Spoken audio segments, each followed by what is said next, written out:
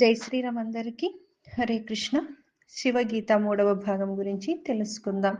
పరమేశ్వరుడు శ్రీరాముడు మధ్య జరిగిన జ్ఞాన సంవాదము. ప్రథమాధ్యాయము భక్తి నిరూపణ యోగము. నా గురువైన వ్యాస బాదరాయణుడు, ఓ సూతపుత్రుడా, ఈ గీతాన్ని విచక్షణ రహితంగా ఎవరికి ఇవ్వకూడదని, దేవతలు బాధపడి శపిస్తారని స్పష్టంగా చెప్పారు.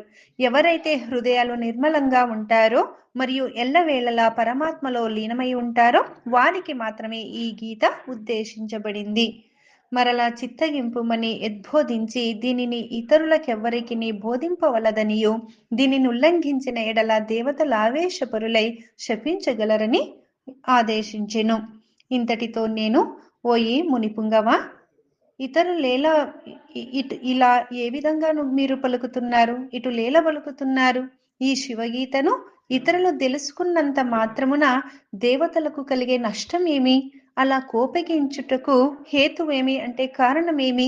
ఎందులకు శపింతురు అని ప్రశ్నింపగా, వేదవ్యాసుడు నా యందు గల శిష్య వాత్సల్యముతో ఈ విధంగా ఉపదేశించెను.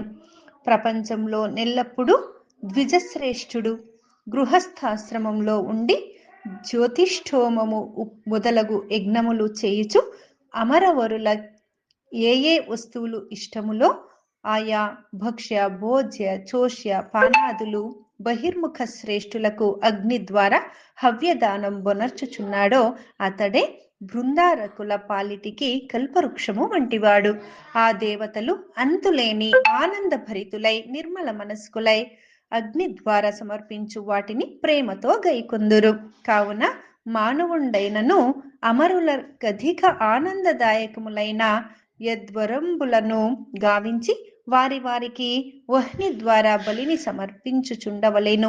అట్లు చేయకుండా యోగాదలను నర్చి అమరులను విస్మరించి కర్మలను త్యజించి వర్ణనాతీతమైన ఆనందానుభవ తృప్తి నొందిన వాడైన ఎడల క్రతుభుక్తులు తమ కోరికలు తీరకుండుట వలన అసంతృప్తి చేత కుపితులై శాపింపబడుదురు.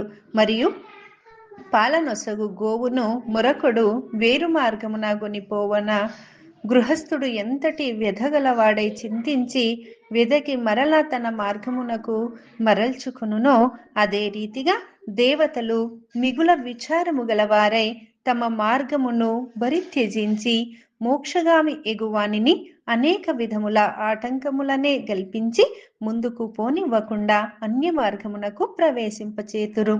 సశేషం తరువాయి భాగం మనం రేపటి రోజున తెలుసుకుందాం. హరే కృష్ణ. సర్వం శివార్పణమస్తు.